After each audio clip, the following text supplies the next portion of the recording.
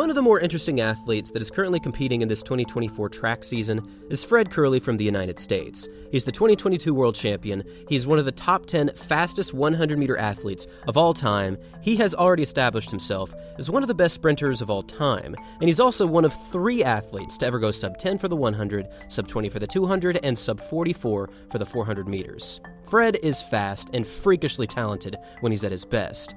But this year has been rather weird, and it really all comes down to what happened at this year's New York City Grand Prix, because at face value, there was a few key things that happened that were pretty strange, but when you dig a little bit deeper, it seems as though there was just massive confusion, a few outright lies, and some very weird sponsorship mishaps that Fred really does appear to be suffering through right now. So let's dive in a little bit deeper and see what Fred Kerley is currently dealing with at the moment. Now, first off, for this 100, we need to address the reality of this situation. Fred outright false started. There's just no denying this. If you look at this replay, this is a 100% false start.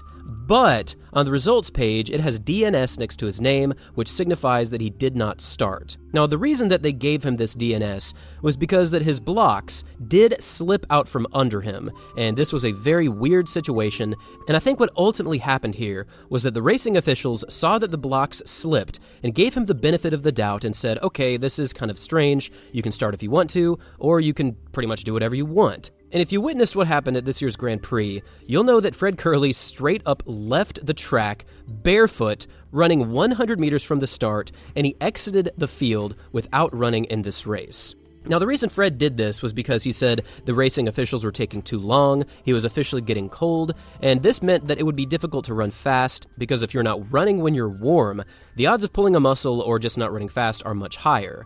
But the weird thing here is that Fred Kerley left the track while holding Puma spikes in his hand. Now, if you'll notice on his jersey, he is sponsored by ASICS, or at least he was at the start of this 100. But soon after this competition, while being interviewed by Citius Mag, he said that he was no longer being sponsored by ASICS, they had parted ways peacefully, and potentially, I guess this meant that he was going to be using the Puma spikes. Now, Fred also said that there was a mix-up with his luggage, which may or may not have happened, but I kind of feel like this is kind of a weird out. I feel like even if you had misplaced luggage, you would probably be able to find some kind of spikes of your brand at least a few hours before the race, if not during the race.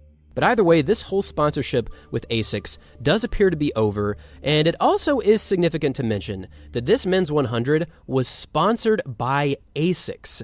So potentially, Fred leaving this race and not even competing speaks to the situation a little bit more. I don't know if there's some kind of argument going on. I don't know if there's some kind of contract infringement. I have no clue what the specifics are there. That's between ASICS and Fred. But one of the more interesting developments with Kerley right now is that he may or may not be sponsored by Nike. This was the recent picture that he posted on his social media with him wearing Nike gear. Now, this would make logical sense to put an end to what exactly was happening. Clearly, Fred was sponsored by Nike. He didn't want to run in this ASICS race, but why was he wearing Pumas?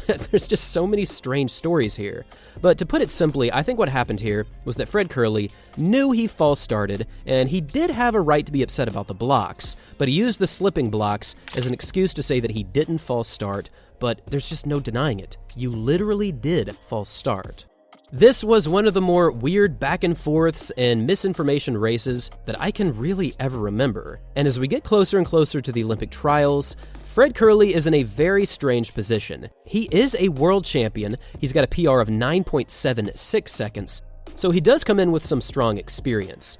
But if there is any team on the international circuit right now that is going to be extremely challenging to make, it is the men's 100 and also the men's 200 from the United States. You've got Noah Lyles, you've got Kenny Bednarek, you've got PJ Austin running very well, you've got Cravont Charleston who ran very well in 2023, you've got Ariane Knighton, you've got Trayvon Brumell, you've got Christian Coleman, who is always strong, and he's also broken 10 seconds this season. You have so many athletes ready to run fast, and it is going to be a big challenge for Fred Kerley. And with this in mind, I would love to hear your thoughts on this Fred Kerley situation. What exactly do you think happened here, and what do you think he is going to do in this year's Olympic trials in Eugene, Oregon? Thanks for watching, everyone, and as always, until next time.